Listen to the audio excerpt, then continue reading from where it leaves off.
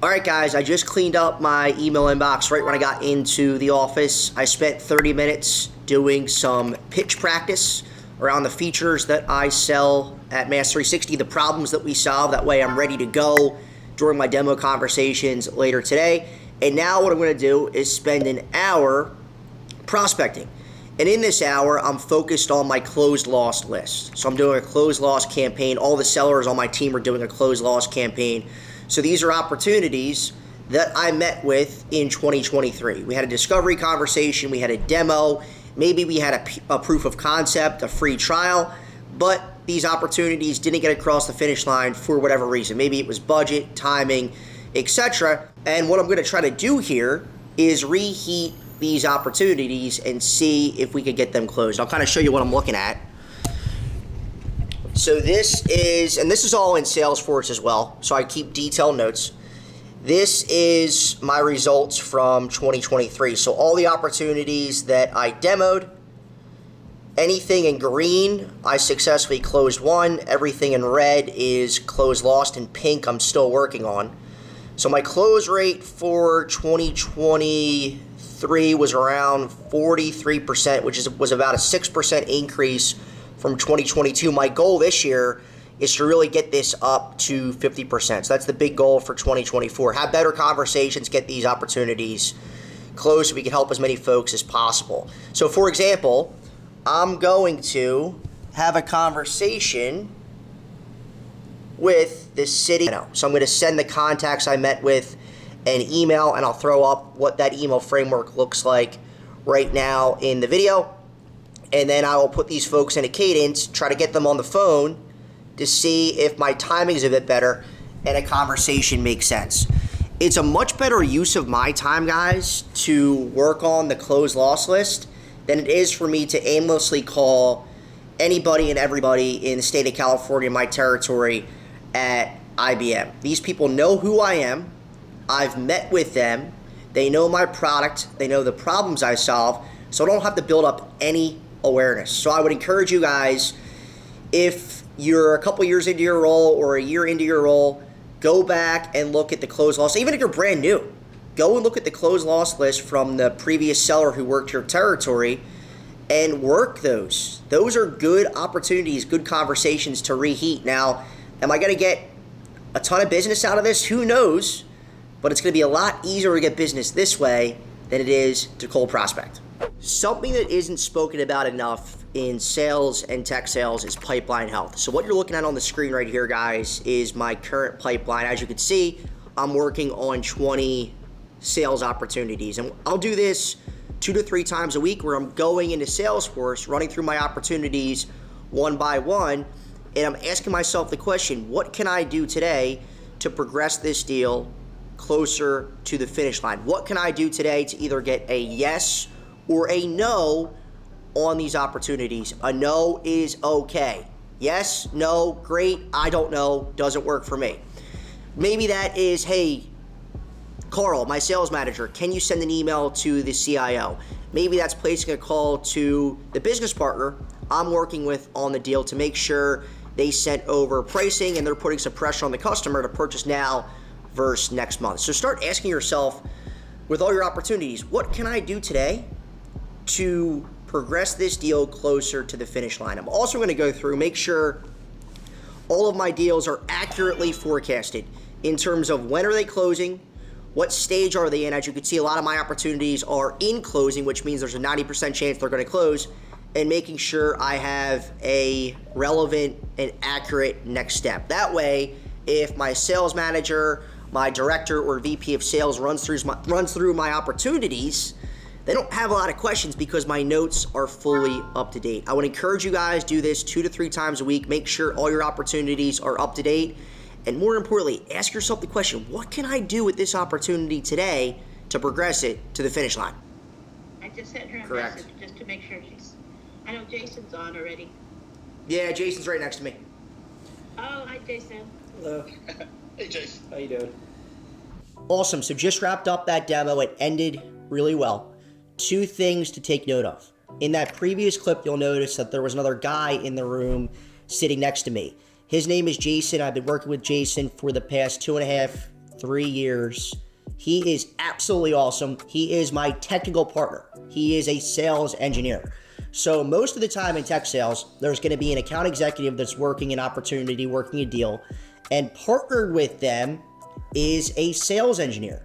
So my responsibility as an account executive is to lead that opportunity to close. I am leading all conversations. I'm kicking conversations off, sharing the agenda. I'm leading discovery. I'm showing and leading the demo. I'm booking next steps. Jason's responsibility on my initial calls is to hop in if any technical questions come up that are over my head. He'll answer those for the customer. If the customer moves into a proof of concept, a sales engineer typically leads those conversations. Any technical obstacles come up, it's their responsibility to get them alleviated. Being a sales engineer is really awesome. I'm actually in RepView right now, looking at the numbers. Median base salary for a sales engineer, $135,000, up 4% in the last year. Median on-target earnings, $195,000, up 2% in the last year. Top performer earning potential, $320,000. And this is the stat I want you to take note of. Percent that attain quota, 57.3%, up 10% in the last year. That is the opposite of an account executive. Whether you're an SMB, mid-market, enterprise, strategic, I'm an account executive in mid-market, our quota attainment is going down. We're not hitting our on-target earnings. We're not making that OTE, where sales engineers are. So being a sales engineer, there's less risk. I would say you have more job security. Now, is the earning potential as good as being an account executive? No, but you have a higher chance of being successful and hitting that OTE. So if you're a really technical person and you like getting in the weeds with software and technology, that might be a good fit for you guys. You just take note of that. And then point number 2, closing out a call to book next steps is so important. So when I'm done with my demo, I think I demoed to the customer's specific use cases. How I close out that call to book next steps is I'll first ask the question, Chris, what else were you hoping to see or learn today that I brushed over or did not touch on at all as of yet? That's going to verify they saw everything they needed to see in the demo. I'll then ask the question, Chris, before talking through recommending a next step and talking through pricing, what do you think? Do you think this is a viable option to solve some of the issues that we spoke about throughout the conversation? And I'll detail those issues that we spoke about at the start of the conversation that I discovered in discovery, summarizing what I learned.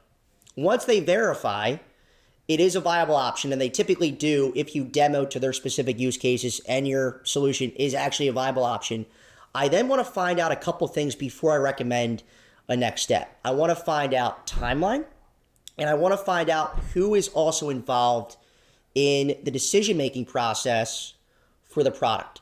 So I'll ask a question like this.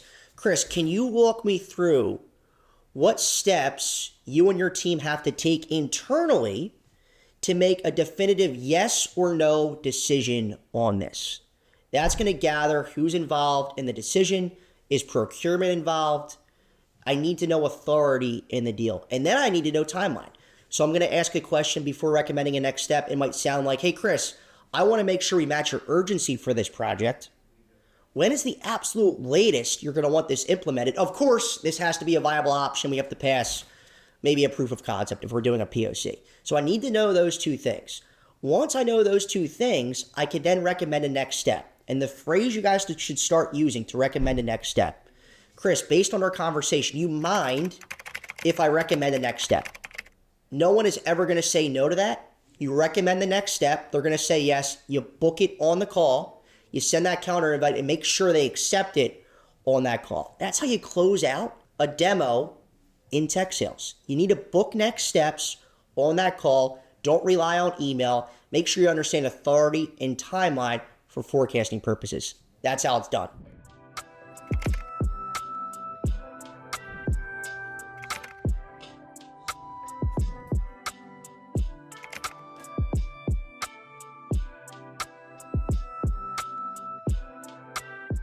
All right, so I just hopped off the train. I got back home. I'm in my car. It's late, 7:39 on a Tuesday night. That's a late night for me. Typically around this time, I'm getting ready for bed, getting ready to go to sleep. I go to bed pretty early, around 8:45 to 9:15 at night. I get up early as well.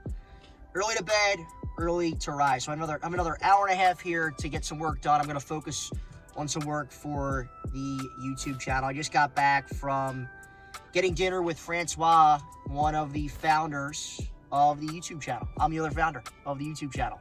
But Francois founded the YouTube channel with me 4 or 5 years ago. He was the original editor. He helps with a lot of content. He was a big driving force of the YouTube channel, so it was great to catch up with him. He went out in South Philly and grabbed some cheesesteaks, which was super fun. 9 to 5, I focus on IBM. At 5 p.m., I close my computer.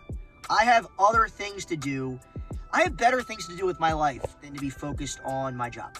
Like, I have a family, I have a girlfriend, I have friends, I have things I like to do, like go to random high school basketball games with my dad, take my dog Jersey to Lowe's every night because she's scared of the dark. Like, I have things to do that are much more important than me closing deals in my tech sales job.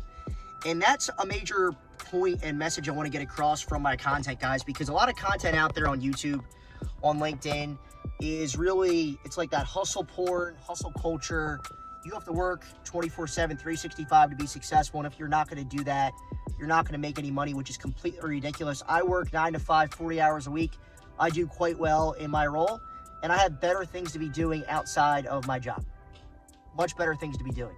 So the work-life balance, you can definitely have, you know, if you want work-life balance where you can do things outside of your job and have fun and still have friends and have a girlfriend and take your dog to Lowe's because she's scared of the dark. You don't, or you shouldn't, in my opinion, and this isn't like a message for everybody, but I'm not a believer in dedicating yourself to your job. It's just not what I'm going to do. Now, if I was a founder, completely different, but I'm a sales guy at a big tech company. I'm not dedicating my life to the tech company. Got better things to do. Thank you so much for watching this video, guys. Let me know what you think in the comment section below. Like this video, subscribe, and look out for these daily vlog videos on a monthly basis. I can't talk today. Appreciate it.